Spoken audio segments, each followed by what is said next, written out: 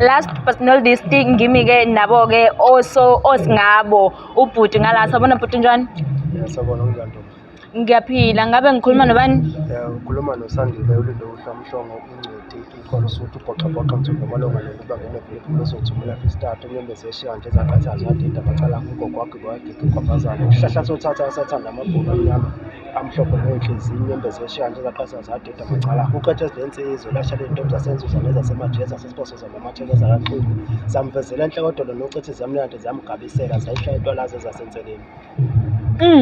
Eyi wazisho madoda ngisola kona ukuthi ngikikize ngoba ngikwazi. Okay. Senyanga mama.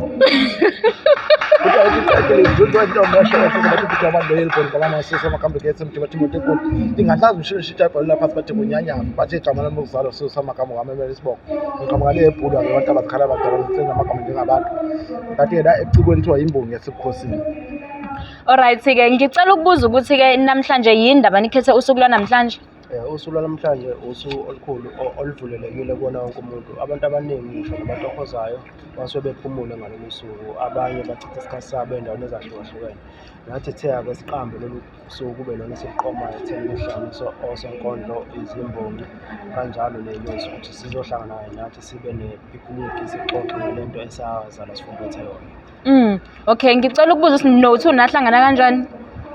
Umlalo ojule kakhulu osazana kodwa-ke indaba yangelinye ilanga leyo engangisho ukuthi-ke la sihlangane nge-organisation ebizwa ukuthi ebukhosini foundation okuyona-ke okwama-founder kuyithina sobabili kuhlangene ubukhosi bakamhlophe ubukhosi bamemela la ekhaya kodwa-ke igama lomcimbi Sunday Poetry Picnic la sohlangana khona amacimbi. Oh, okay. Ngenxa yesikhathi Nkosi yami ngizocela ukuthi nginidedele sesibonana ngaphakathi sonke, siyabonga kakhulu.